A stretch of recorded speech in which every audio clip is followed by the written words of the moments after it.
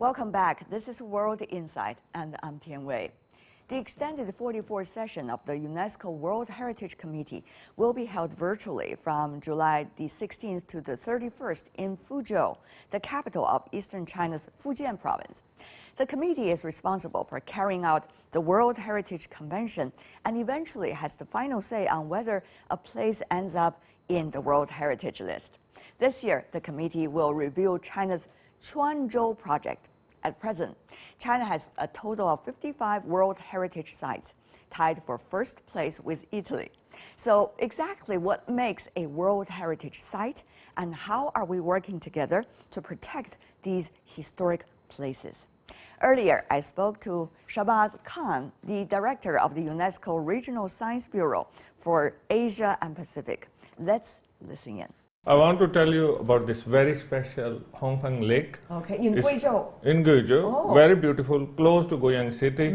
And of course, it's a wonderful location in the Yes. south of China.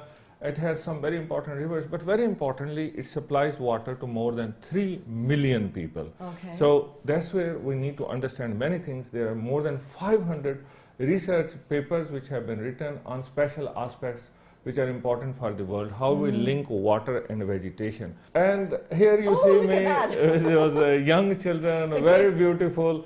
They are Local happy kids. with this area Yes. and the local communities. And they're all looking like this. This is with the heart. Yeah, they show their heart and they want to link with the UNESCO. So they take care of this area by removing all those housing and industry which was polluting. Yeah. Now it's a wonderful site with amazing vegetation and best water quality. I see. And that's where how I'm working with Mayor locals. Wang and with the local stakeholders, with China Yeah. Railway Real Estate. We are going to set up an education center there. Good for you. And very importantly, this will become a demonstration project, like one of the 30 only in the world. How do we conserve our water quality and water supply to supply to all those people who need water, but how we can learn from here and help other countries. Good for you. Like shared benefits and people-to-people contact through water management, through intangible culture as well. The reason I'm here has a lot to do with the World Heritage Conference. Many are very exciting about that. Tell me more about what is likely to be the focus of the conference this time. World Heritage is a very special part of UNESCO's work. As we know, we are looking for sites with outstanding universal value.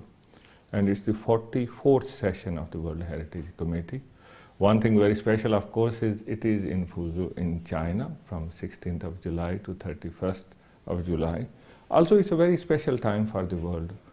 We are coming through a pandemic, COVID-19, and we are also looking very carefully into our sustainable development goals and how culture can play a very important role. Even your ties. It's a mixture of all the colors representing different sustainable development goals. Yeah, because world is colorful, world is multicultural, world has many interesting things to offer from our spiritual and cultural aspects. So that's why this very special World Heritage Committee will be making very important decisions, how we move forward from here, how we link with sustainable development goals. And new sites will be also there, which will be carefully considered by the World Heritage Committee with our advisory bodies.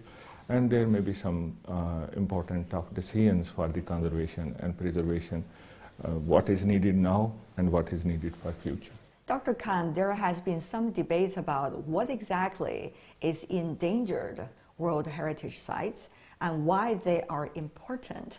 We look at the news these days. It's interesting that people are mixing politics and even geopolitics with that concept. Tell me more about your understanding. Very important to note that the World Heritage Committee represents the interests of member states of UNESCO with our advisory bodies. To be in danger is not necessarily something bad. Maybe it can help us look into what is very important and is being threatened, like very special species, special flora, special fauna, or our very special heritage sites from a cultural point of view. So how do we prepare some kind of corrective actions, working very closely with the state party, and very important to bring the international attention and cooperation from around the world. So it can have both sides. So do member countries of your organization be able to individually or collectively impose which is likely to be endangered cultural heritage sites onto the UNESCO committee?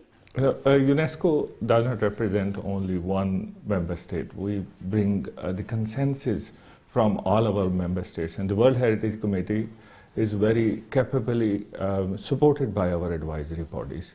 So certainly it's a consensus after looking into facts and figures and understanding what is in danger in terms of the outstanding universal value. Mm-hmm. And the outstanding universal value of a site is not only for that particular member state or the state party. Outstanding universal value is for all of us around the world. And all of us have a moral duty to protect and to care for our future generations. So that's why it's not a decision of one particular state party. It is something to be considered collectively with independent advice from the advisory bodies. So, and there has been cases where there has been a lot of improvement which has been made, funds have been mobilized, experts have added value to the processes. So actually it could rally the morale and at the same time be able to rally the resources put together in order to bring it back to not endangered. That's the point. Absolutely. And the local people play their own role, the local governments play their own role. Like, I give you one example of World Heritage. It's called the Tropical Rainforest Heritage of Sumatra. I was working in Indonesia before coming here to China. Very beautiful site, wonderful place, both in terms of the special species which are there. For example, orangutans, very special to all of us in the world. And we want to make sure our children and their children can also see them. But their habitat in danger because of many activities like mining, deforestation, or other activities which can endanger their habitat. So how can we conserve their outstanding universal value for that particular site? Indonesian government is doing so many interesting things and very committed to make sure that what we do there, it helps the whole world. So international bodies like the World Heritage Committee, working with the Indonesian government, working with IUCN, working with the governors, the local government. So it created a momentum to understand what are the critical issues, what can be the corrective actions, and then you bring a process of monitoring and evaluation, so over a period of time, how this site can be out of danger. Tell me more about what you saw with China's cultural heritage sites. How do you see this process of conservation and also protection over more than a decade already? Sure. I've been a traveler in China for more than 20 years. Good for you. I'm a waterman, so wherever water goes. But at the same time, I have learned so many interesting things, like the grottos, the Buddhas of Datong, very, very special. And I see the link. The Datong grottos. The Datong grottos, World Heritage Site. Very amazing sculpture there. But also I can link it with Bamiyan in Afghanistan. And I can link them also to Borobudur in Indonesia. But it's not about the monuments themselves, it's the philosophy. It's our understanding over a period of time from where did we come, where we are, and where we should go into future, and how we can have intercultural dialogue for creating a better future for all, and how do we have better tolerance for each other, how do we have our ability to understand different cultures, different religions, and how do we create peace in the minds of men and women. So that's why all these places are so important and so interesting, and they represent our outstanding universal values. Those locations, not just because of the monuments, but because of all the philosophies and ideas and how we have traveled through history and where we are going. And they're especially relevant these days, one would argue, because we are in the middle of a pandemic. We have ever increasingly complicated geopolitics, just to say the least. and we seem to be in face of new technologies that's likely to transform our life. So what is that ultimate intellectual wisdom that we could hold in hand? We have come through a time where we have realized a lot more economic development. We have a lot more money in our hands, but we have a lot more spiritual problems as well. We need to find solutions within ourselves and with people around us. So that's where the moral, the spiritual and cultural side has become a lot more important. We need shared benefits among ourselves, but the shared benefits are not only economic benefits. How do we understand each other? How do we live in more harmony and peace? Harmony and peace among ourselves, harmony and peace with the environment, and harmony with our spiritual side. So the role of culture has become even more interesting and important. That's where we have not only the tangible heritage, but also intangible heritage. I recently went to Guiyang and I saw some of the most interesting ethnic practices there on embroidery. The special song, so interesting, full of energy, and it links us with the local people there. Then the 24 terms of the solar system, which is basically a very wonderful way, scientifically guiding us about our environment, about our agriculture, about our lives. So people have thought through these issues over a very long period of time. And if the present technology with the social media and all of us on the computers and on our connections on our mobile phones, we may forget all about what we have learned over time. The other thing about the cultural heritage sites and intangible cultural heritage assets is whether there is going to be overexploited. For example, when tourism happens, how do you see the current situation today, Dr. Khan? In China, for example. In China, of course, China is a very special country because it has 55 World Heritage Sites. Yes. It has 41 very amazing geoparks, 34 man and biosphere sites, and 42 intangible heritage. All of us want to go and see those places, meet those people. You have very busy schedule. Yes, but we have to link with those people and understand them. But unfortunately, there are examples when people go and they are so many, they want to be there. They can annoy local people, first of all. I'll give you the example of Bali. The Bali rice terraces is also UNESCO's World Heritage. So do real people really benefit when these people come? When the tourists come, do they really respect the local culture, local custom, the local beliefs? Are there too many and they are going to destroy the environment? Like Angkor Wat, for example, in Siam Reap. Because so many tourists come, and same like Borobudur in Yogyakarta, so many tourists come. Hotels are full, lot more water is needed. We are pumping a lot of groundwater. The cities are sinking. The poor people cannot get water in their wells. So this is just one example. But at the same time, if we are not responsible, we will create new environmental problems. We may destroy the sites which we love so much. That's why responsible, sustainable tourism is very important. And now in this era, I would say ecotourism is very important. In China, we have the eco-civilization concept. How do we bring these cultural, environmental, economic, and local people's aspects together so that when we go to a site, we're not just looking at the monument. We go and understand from where all this happened, what are the important issues for the local people, how can we become part of understanding of what's going on here, and how do we actually connect from that place to the world. And that's where, while we enjoy those wonderful places, we take care of them. Tell me more about which sites would you like to visit as soon as possible, for example, in China. I know you are in charge not only China, but also DPRK and some of the other, Mongolia as well. But just in China, where do you want to go the most? I want to see, of course, our very special sites like Quanzhou is very, very special area because it has all the designations. And we are going to have our next staff retreat very soon over there. I want all my staff to know our UNESCO values. Chiangmai-shan, I visited many years ago. Beautiful. And in northeastern part of China. Northeastern part of China.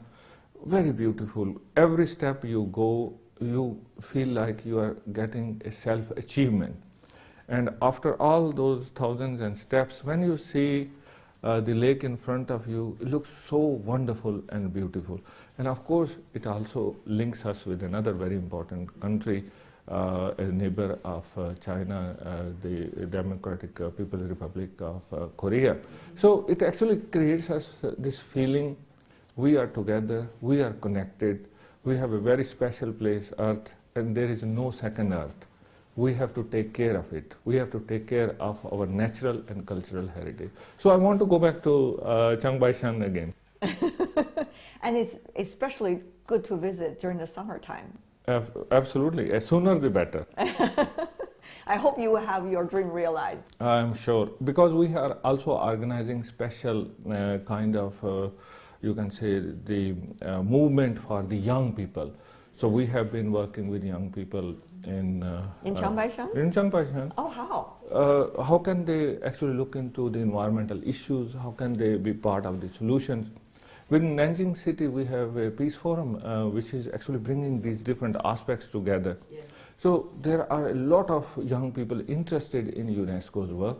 We have a major project with Mercedes-Benz where we are mobilizing local communities to take care of intangible heritage at the same time. Like very special species, for example, panda in Chengdu, I would love to go back and see, like Yan City.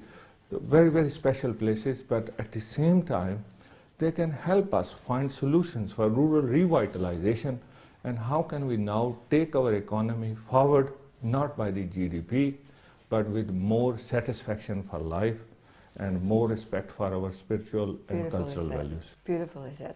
Dr. Khan, another issue, very important, COP15, to be held in Yunnan. Just think about your term. There are so many things happening during your clock, right? Yeah. And that is going to be about biodiversity. It coincides with the 17 Sustainable Development Goals. It coincides with, what China also see as its ultimate goal. How do you see the COP15 is being prepared so far? It's coming in October. Something really very important for us. Of course, this is a time when we are thinking about how do we accelerate SDGs. Sustainable Development Goals cannot be accelerated unless we bring special emphasis on biodiversity and environment. So this will give us a very special momentum, what we need, what would be our targets for next 10 years for biodiversity, how we actually take care of the environment while we have more green development. A green development which is taking care of environment, social and economic, but at the same time I would say with our cultural and spiritual values. Right. So that's where we have to carefully think about so many systems, ecosystems are becoming extinct. There are so many species which are disappearing because we are using the resources of this very fast. So that's why coming to Kunming, we have to very carefully look into what the world is going to do together, like with more than 2,000 UNESCO sites around the world, what we have learned from there, what we have learned from our link between culture and environment, what we have learned in a special country like China with 100 years of CPC. This was a wonderful time for us to celebrate that so many people have been lifted out of poverty. And at the same time, we have a very special understanding of our rivers. There is more and better understanding of the protected areas. But people would argue, Dr. Khan, at a time when we are struggling with all the priorities, the pandemic is one of those, right? And geopolitics, once again, is one of those. How much real attention will be devoted to biodiversity besides this conference, which many around the world are preparing for it, but will it really be a sustainable topic? I think the time cannot be better. This is my belief as an environmental scientist. During COVID, which is still during in many countries, and some countries have been very successful in vaccinating and going through some of the difficult times. This is the first time people have realized, sitting in their homes, quarantined, not able to move, the world has come to a standstill, and we have started to understand what have we done wrong, how can we work better, how can we learn from our past and move forward. And environment has come out very strong. There are, of course, our very special link with our environment. We want to go to those places. We do not want to be sitting still. How do we actually go for new health opportunities, for example? How do we link with the traditional medicines which come from our very special plants and our very special places?